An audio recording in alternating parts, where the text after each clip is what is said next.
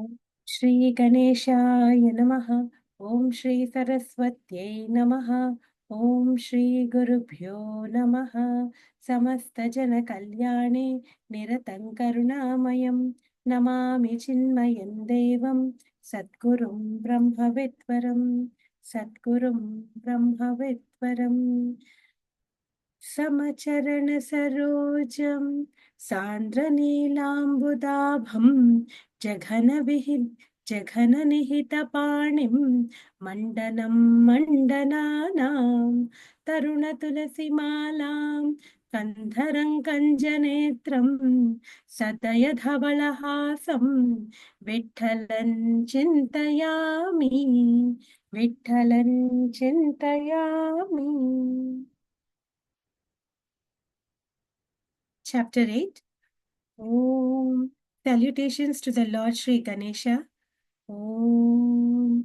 Salutations to the Lord Sri Krishna. 1. Om. I bow to you, my Sadguru. You are an astrologer who sees the relative positions of planets in a man's horoscope to find out how great is the unity between the Jiva and Shiva. And by doing Punya Vachanam, declaring the day as auspicious, you affect the marriage of the consciousness with the Brahman. 2. People generally see the marriages of the bride and the bridegroom. But, O Guru Raya, marriage of oneself with oneself is a skill which is your speciality. 3. Another peculiarity in the marriage which you arrange is that the 5 groups of 5 principles each are amalgamated by you, and the power or the gaze of the Kala, death, is avoided. While you place the measuring pot called as Gatika Patra properly, which is a pot of self-knowledge. 4. You prepare laddus of 4 main achievements of man in his lifetime and arrange for Telvan, preparations of food to accompany the bride going to the house of her husband after marriage ceremony. You throw away the lime and salt, which is meant to ward off evil influences, which is nothing but the sense of pride in the jiva. 5. You prepare the madhuparka, honey and other sweet things of 4 qualifications called sadhana chatushtaya, and throw the lump of rice which denotes a limited sense of jiva. 6. The sensual pleasure remains far behind, but it becomes a soft piece of cloth for walking upon it. You speak the word savadhan for both sides of the wedding ceremony. That is your sweet blessing. 7. The diversion of mind towards object is a screen held between the bride and the bridegroom, which is removed promptly by the samadhi, and when the word comes to an end, there is deep calm and quiet everywhere. Thus, your timing is very auspicious. 8. When the vision sees equality everywhere, it is being in the half syllable of Om. There is realization of Brahman, and the fists are closed in the sense of unity. This method of yours of arranging the wedding is quite extraordinary. 9. There the bridegroom is neither dark nor fair. Actually, he is not visible to the eyes. And this is the wedding ceremony. 10. Oh Guru Raj, what a wonder it is. What a miracle. There is nobody second here. But you arrange this marriage of one with himself. You are a unique matchmaker. 11. Regarding you as my Guru, if I set out to bow before you in the outer world, you are also inside me as Atman. You are everywhere inside me as well as outside me. 12. If I try to see you as separate from me, I find that myself is absent. O Gurunath, though you wipe me out, still you arrange to write this book through me. 13. Eknath says, now we will refer to the 7th chapter. At the end of that chapter, Avaduta told to the king Yadu the story of a pigeon. 14. So far, he told about 8 gurus from the totally good earth to the 8th guru pigeon. Guru is great because of self-knowledge. 15. Now Avaduta will tell about other teachers. Please listen so that you will also benefit by it. ब्राह्मण उवाच सुखमैन्द्रियकं राजन् स्वर्गे नरक एव च देहिना यद्यथा दुःखं तस्मान्नेच्छेत तद्बुधः. Meaning of the verse, the Brahmana says, O king, The pleasure which embodied beings derive from sense organs is a cause of pain and sorrow in the hell as well as heaven. Therefore, a wise man should not desire them. 16. When Avaduta saw that the king Yadu was interested in the stories, he was more eager to talk further. 17. He said, O king, listen carefully. The enjoyments of objects is the same as in the hell as well as heaven. There is no doubt about it. 18. For example, the pleasure which Indra gets in having intercourse with Urvashi is the same as a pig gets with its female partner, though they are roaming in a refuse dump. 19. Knowing this, the saints never have desire for enjoyments in either of these places. Just as nobody likes to embrace a dead body, the saints do not like to touch the objects of pleasure. 20. As nobody thinks of holding a living serpent in his hand, the saints are not attached to a sense of enjoyments. 21. Just as difficulties and sorrow come to a man without invitation, similarly, the past karma of its own accord compels a man to suffer or enjoy the sense objects. 22. The soul of every being has no desire to suffer any pain. The destiny compels him to have pleasure as well as having suffering by its own course. 23. Though it is a fact, people take lots of trouble to get pleasure and waste their whole life. So, it is wise to leave the interest in mundane pleasures and turn oneself towards spiritual life. 24. Here you may say that how can one feed one if one is totally dedicated oneself to the spiritual way of life? Without diet, the body will not survive. So I considered Python as my guru in order to do this experiment.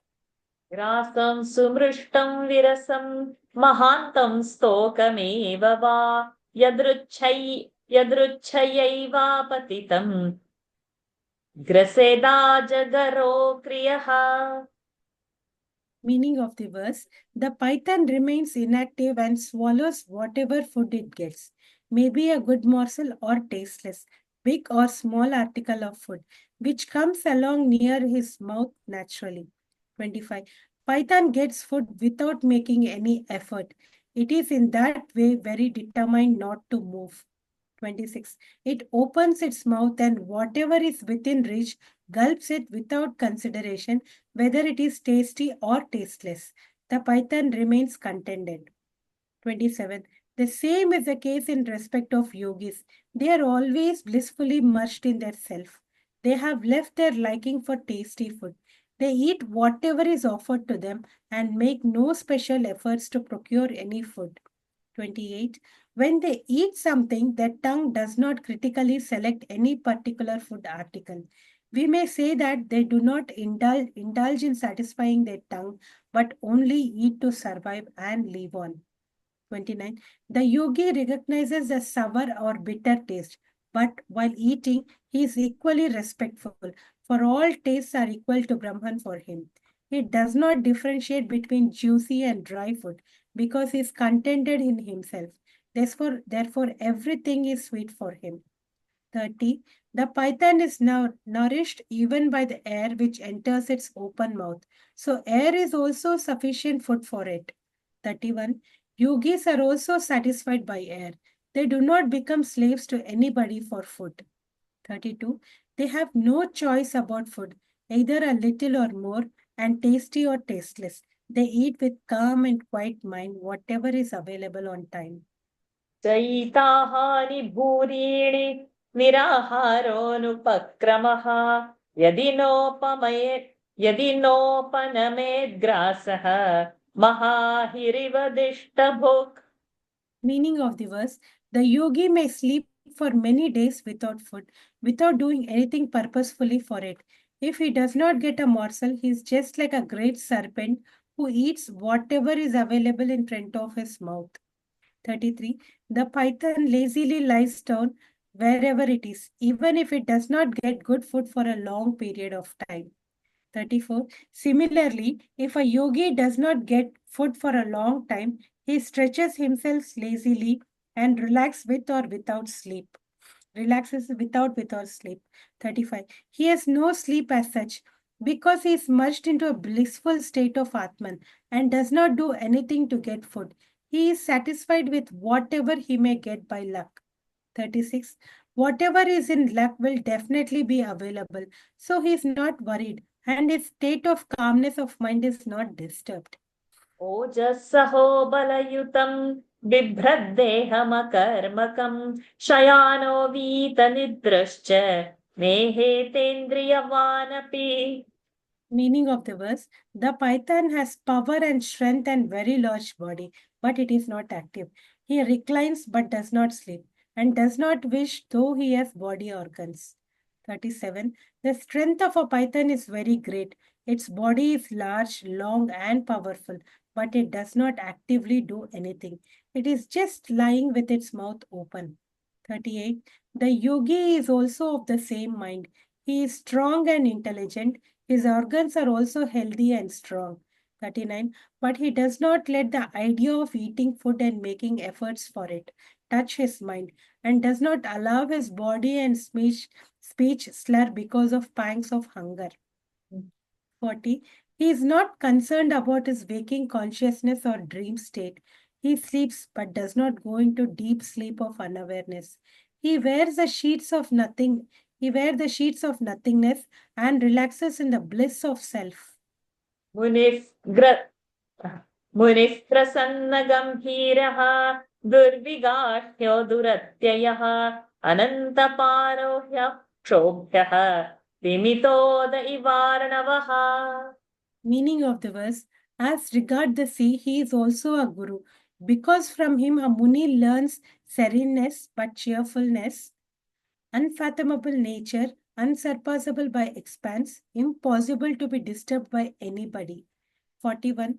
Please listen to the virtues of the sea, who is also the Guru. He has serenity, completeness, and cleanliness, etc. 42. The sea is always cheerful. The yogi is always cheerful. As he has self knowledge, he is not disturbed. 43. Though dirty water from many rivers pours itself into the sea, its water does not become polluted. Yogi also is busy in various activities, but he is not upset by any happening. 44. The sea is deep. Similarly, Yogi is also deep. The sea does not transgress its shores. Similarly, the Yogi does not go beyond the orders of his Guru. 45. Any ordinary person does not dare enter the sea. He may be drowned in the waves. Similarly, if one surrenders to a yogi with deep faith, the yogi, by his wisdom, destroys the worldly life of the man together with all the worries. 46. Only an expert swimmer can bathe in the sea safely. Any other man is drowned in the sea or is short of breath. 47. Similarly, the company of a yogi is not good for unworthy persons. They are already afraid themselves. Only faithful persons can approach the yogi safely. 48. The sea cannot be crossed by a man only because he is rich. Similarly, yogi cannot be disobeyed by men, angels, kings, or gods. 49. No dirt is accepted by the sea. He throws it by his waves. Similarly, the mind of a yogi is always clean by meditation.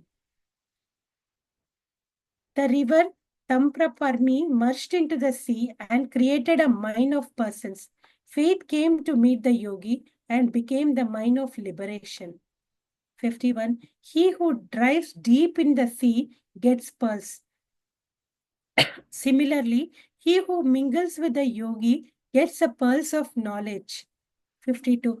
Just as nobody can measure the waters of sea, similarly, Vedas and sciences cannot estimate the vast power of a yogi. 53. Just as the water of a sea is still, similarly, yogi is steady and not disturbed by death or difficulties. 54. The sea is not flowing from one place to another.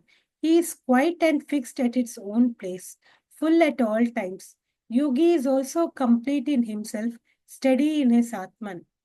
55. While comparing yogi with the sea, some more characteristics of a yogi came to my notice. I shall now tell them to you. 56. Water of the sea at the deeper level is flowing and having streams. But yogi is quite from within also. There is no anxiety or any doubts or projections of thoughts. 57. There are tempests on the sea at times, but there are no upheavals of any kind in the mind of a yogi. His mind is not uneasy at any time, and he is still alert and sensitively aware of everything. 58. There is high tide on the sea on the day of full moon or on the darkest night. But yogi has no high tide or low tide in his cheerful but calm mind. The sea is high due to the moon, but yogi is having a calm mind in the state of equilibrium. 59. Sea water is salty, but yogi is kind and sweet to all in his speech, action, and thoughts, with truth as his basic principle in life. 60. How can one who is not ripe with self knowledge and who is raw because of lack of self experience ever be sweet? 61. The sweet waters of rains on the sea are spoiled due to the salty sea. The yogi is different. If you serve him, he will not allow that to be wasted. 62. If a yogi takes even a little help from somebody, it destroys the suffering in the worldly life of that man. The seekers of freedom should therefore do service to the devotees of Sri Hari, the yogis of devotional path. समृद्धकामो हीनो वा नारायणपरो मुनिः नोत्सर्पेत न शुष्येत सरिद्भिरिव सागरः. Meaning of the verse: a sage who is a devotee of Narayana should not get arrogant or get dried up by sorrow by being rich with fulfillment of desires or deprived of all the pleasures, just as the sea which is not affected by rivers. 63. In the rainy season, rivers bring volumes of water to the sea, but the sea is not pleased, nor the waters of the sea increase. 64. The summer season, the rivers become narrow, but the sea is not annoyed with them. 65. Similarly, even if there is prosperity in the fortune of a yogi, he does not become proud about it. 66. If all the money, etc., is lost, the yogi does not mind it and does not become unhappy. He looks at the world as a god Narayana and therefore he remains joyful. 67. He is not proud if he is rich and as regards poverty. The yogi is having no poverty of any kind, though he has a few belongings. 68. To his mind, riches or poverty are equal. He has no attachment to the family life, and by self knowledge, he is equal to the god Narayana. 69. The entanglement of worldly life is very difficult to avoid, and attachment to a woman is the root cause of misery and destruction. In this respect, I have considered a moth as my guru. Please listen to that. दृष्ट्वा स्त्रियं देवमाया तद्भावैरजितेन्द्रियः प्रलोभितः पतत्यन्धे तमस्यग्नौ पतङ्गवत्. Meaning of the verse: a man seeing a woman who is the divine power of God, Maya, becomes uncontrollable in his passions and being enticed by her, falls in the dark dungeon like a moth falling in the fire. 70. Woman is embodied symbol of divine power of the three gunas, and all men have a desire to enjoy sexually that woman. 71. The woman makes amorous passes towards the man and penetrates the armor of courage of the man by the arrows of her glances and enters into the mind of the man. Here, gunas are the string of bow and glances of the woman are the arrows. 72. The woman throws furtive glances and destroys the fort of the courage of a man and ties him by the ropes of beauty and puts him into the prison of carnal enjoyment. 73. Please remember that seeming Please remember that the seeming pleasure one derives from a woman is sheer pain. Though one puts into its mouth a poison which is sweet, the result of death is certain. For example, 74. For example, what pleasure a moth butterfly gets by jumping into the flame of a lamp. By sudden fall into that flame, the moth simply burns itself. 75. One moth dies like this, but others do not become wise and they also jump. Similarly, Men who see a man caught in the passion about a woman do not stop, but they all follow the same path. 76. Similarly, men fall a prey to the desire for women very foolishly, but they cannot avoid the death which awaits for them in the future. 77. The moth is attracted to the flame by illusion of the brilliance and falls into the oil after being burnt. Similarly, by the contact with woman, the man is definitely going to fall in the darkest hell. व्यूषिद्धिरण्याभरणाम्बरादिद्रव्येषु मायारचितेषु मूढः प्रलोभितात्मा ह्युपभोगबुद्ध्या पतङ्गवन्नश्यति नष्टदृष्टिः. Meaning of the verse: a man being maddened by the golden ornaments and fine clothes of a woman, which are simply the things constructed by Maya, desires to have pleasure from the body of a woman and is finished like a moth which jumps blindly into the flame. 78. Just observe women, gold ornaments, and jewels as if created for the fall of men. 79. If one is attached to a woman, she pushes the man into the hell. The greed for gold is more dangerous and itself is a psychological hell. Jewelry and ornaments definitely push a man into the hell. 80. For example, a man is already possessed by a ghost. Over and above, he drinks wine. Then his dancing and zooming is beyond limits.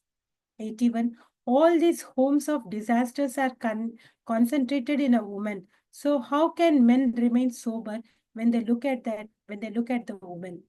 82. Or a certain person who is always chattering, continuously talks nonsense. Then the festival of Holi comes along. At that time, who can control the distortion of his speech? 83. Wine is itself powerful enough to delude a drunkard, and if an intoxicating potion is added to it, then there is no limit to the influence on that man. 84. Similarly, woman who is the essential expression of enticement becomes more dangerous when she wears ornaments and beautiful clothes. 85. Varieties of ornaments and rich saris, kumkum and eye ointment, etc. make a woman very attractive to others, and all the workings of Maya are tremendously effective in her. 86. This Maya gives trouble only to the persons who have no control over their sense organs, but she never confronts the devotees. Those who have deep devotion to Govinda have the great protection of that storehouse of grace. Hari Om. Yeah, we can pause over here for today. You can just express what you felt while reading.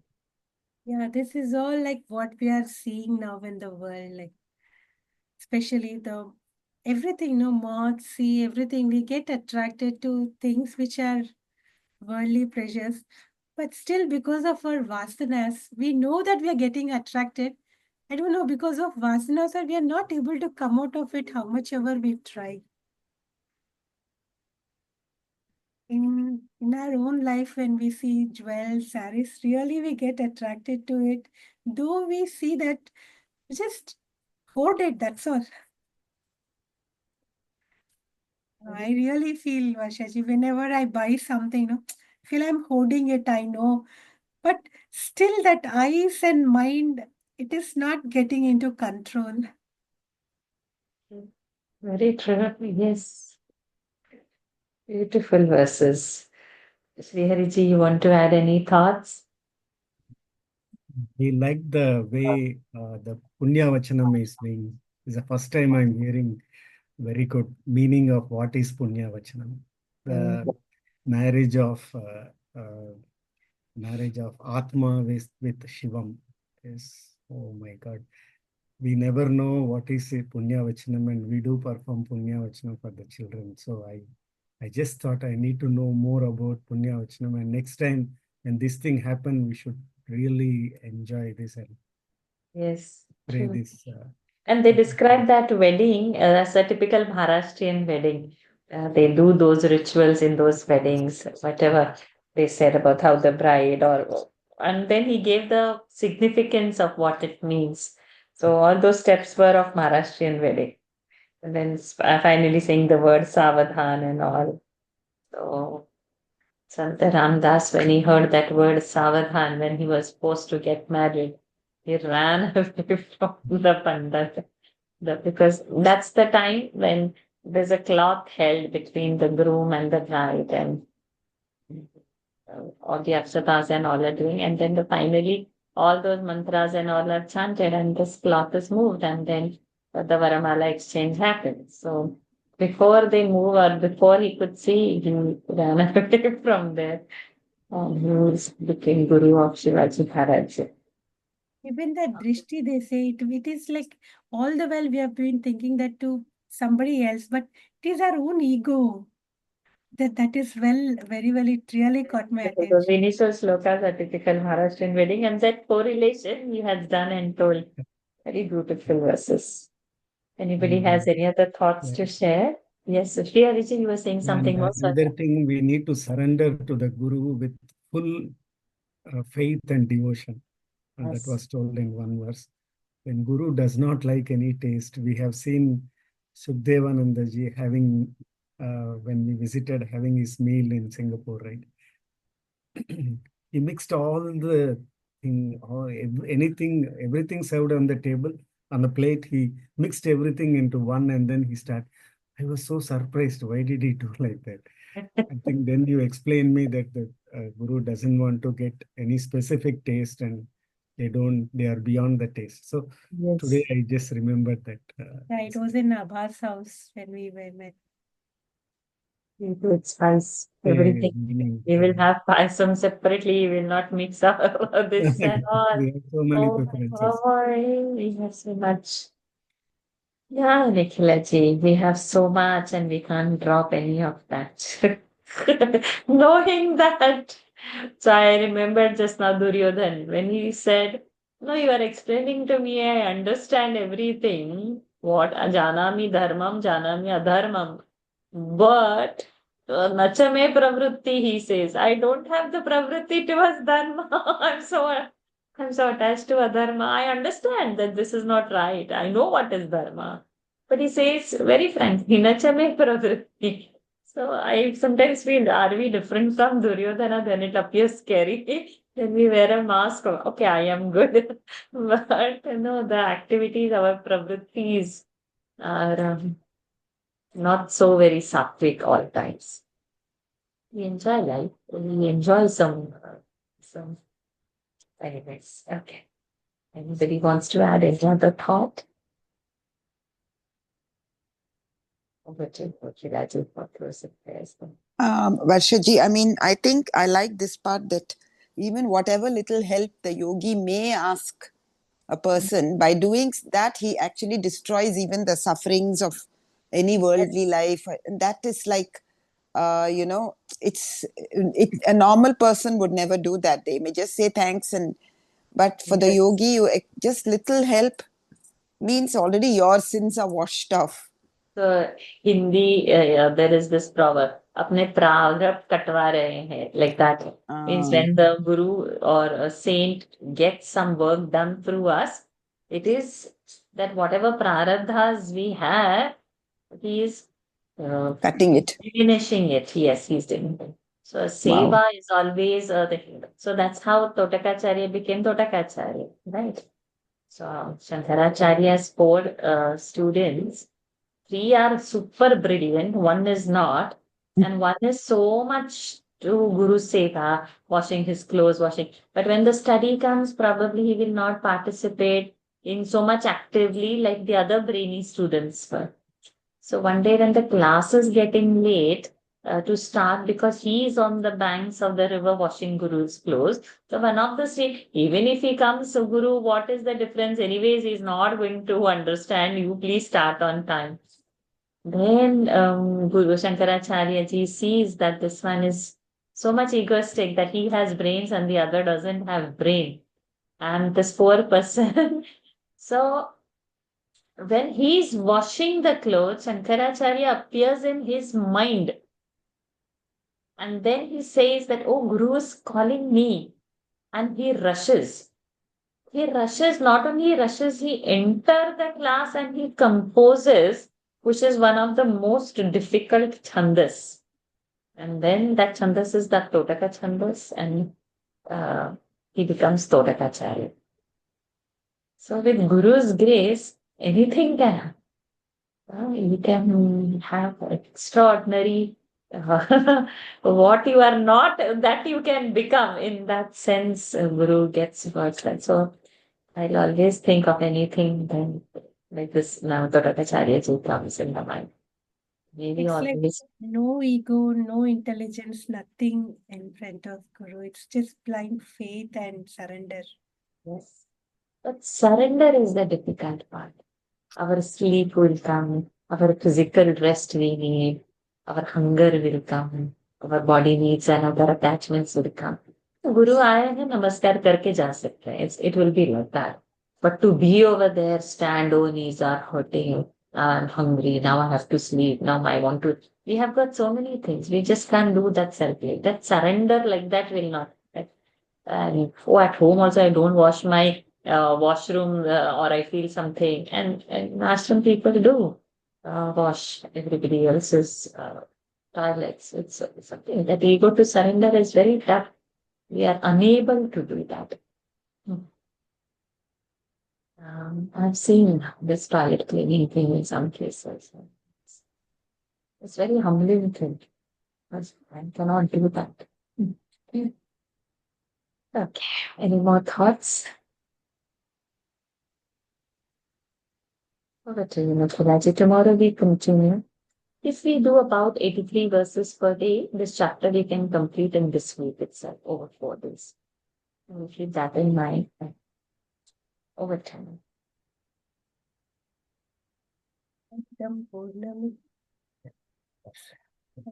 Sorry, I'm not getting that.